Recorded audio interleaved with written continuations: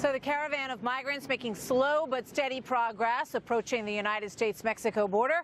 Late yesterday, the Mexican government reporting that the number, they say, is now down to about 3,600, as some have given up on the journey or have applied for asylum in Mexico, which the United States has been working on with the Mexican government to try to encourage people to do that. That is where we find William LaJeuness reporting again tonight, live in southern Mexico. Good evening, William. Well, Martha, I think the number is fluctuating. It's very hard to get a real hard beat on what that is. No one that I can see is keeping count, including the Mexican government. But I will tell you, the caravan's goal has obviously always been the United States. When and where they'd cross, we weren't sure. Tonight, we're getting a little bit more clarity. Why?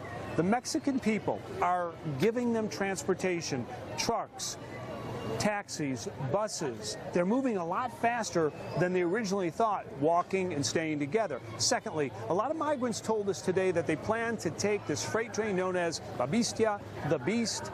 It can travel in 1 hour what it takes them 1 day to walk. My boss in California, he speak with me and say, Giovanni, when you come back, I need it in my company.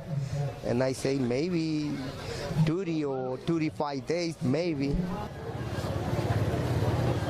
So U.S. officials tell us the Mexicans had promised to disrupt this train to thwart the caravan, but they also said that police were going to stop these private vehicles from transporting the immigrant caravan. That wasn't the case. We traveled in a taxi today past 2 immigration stops. Now, as to what the president said about bringing troops down to the border, I'll tell you, most of the people here, they don't follow him on Twitter. They don't have access to newspaper or television, obviously. But we did speak to one man who had been deported out of Los Angeles, and he said, listen, they are hopeful, they have faith that somehow, since they've gotten through the other Honduran and Guatemalan and Mexican military, that they will thwart the United States as well.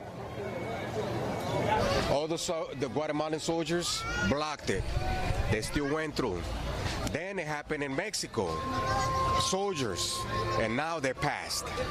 And they didn't force themselves through. Somehow, they've passed.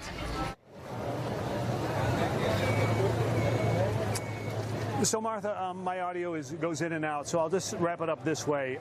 I think some people will stay here, some will go through Texas, but the majority will probably end up in Tijuana sometime in the next 3 to 4 weeks. Martha? Thank you very much, William. William LaJeuness reporting from the Caravan.